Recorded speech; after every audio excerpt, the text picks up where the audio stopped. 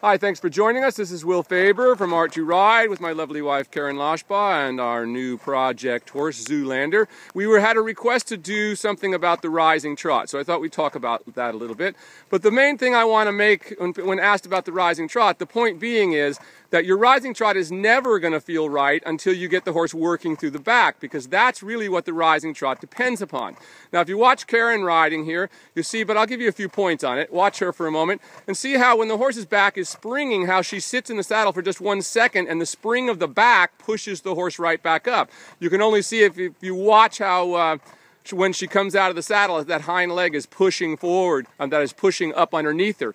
That is what's pushing her out of the saddle. So many people have difficulty rising to the trot because their horses' backs are hollow, so they're literally just falling back into a hole and there's nothing to push them back up out of the hole. But if you see a horse working correctly over its back, as you see this one, it becomes effortless to rise to the trot. I'm teaching a woman right now who's 74 years old, and she was having so much difficulty. We got her back up, and now she can ride her horse for an extended period of time because she's not having to do all the work.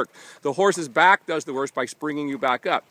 Some other points on that, however, is just notice how she's letting her leg relax, but lifting her toe up, but not pushing her weight into the heel, letting the weight be received down into her heel with her toe lifted instead of pushing down on the heel. So as she's rising, she's actually letting go at her knee as she comes back down into the saddle and never gripping with the knee, because when you grip with your knee, it makes a pivot point that if something goes wrong, it actually throws you out over the top of the horse's head. So you want to keep your knees basically relaxed and let your weight sink down into your heel with your toe lifted, your back straight like that.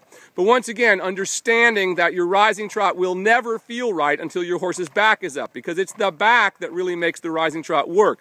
Once again, watch how Karen, as she goes into that saddle, how the back just springs her right back up effortlessly. All right, once again, this is Will Faerber and Karen Loshbaugh with our new horse, Zoolander, from Art to Ride. Once again, talking about the rising trot today. So hope that helps a little bit. Get your horses working through the backs and all of your rising trots will improve immensely. And you'll work a lot less hard. Thank you very much for joining us today.